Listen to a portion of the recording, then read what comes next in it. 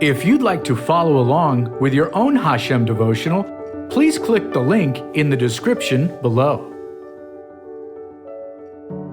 Page 198, June 26th. Roeh YISRAEL, Shepherd of Israel.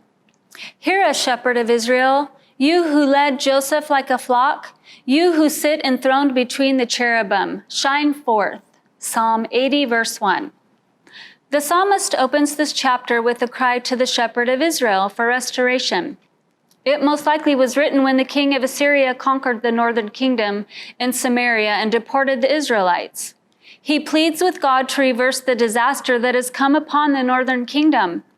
God is the shepherd of Israel. In Psalm 95, 6-7, we read, "O come, let us worship and bow down. Let us kneel before the Lord our Maker, for he is our God, and we are the people of his pasture, and the sheep of his hand." Psalm 95, 6-7. When Jacob pronounced his blessing on Joseph, he recognized God as being his shepherd.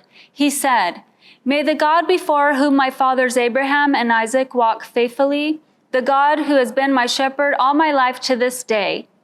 Genesis 48:15. God is considered the shepherd of Israel because the Israelites were his people whom he led, cared, and provided for, and protected like a shepherd caring for his sheep. This title reflects the depths of his love, his willingness to freely give of himself, and to constantly give to meet the needs of his people. In Psalm 80, the shepherd of Israel is described as being enthroned between the cherubim. That is on the mercy seat in the Holy of Holies.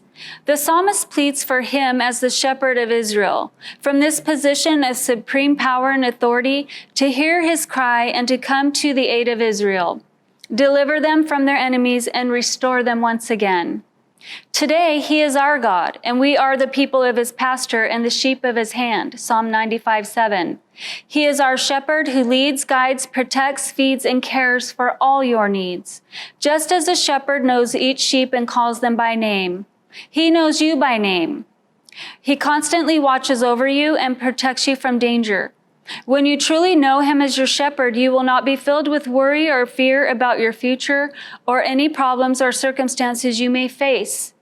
David said, "Yea, though I walk through the valley of the shadow of death, I will fear no evil, for thou art with me." Psalm 23:4. Make this declaration of faith.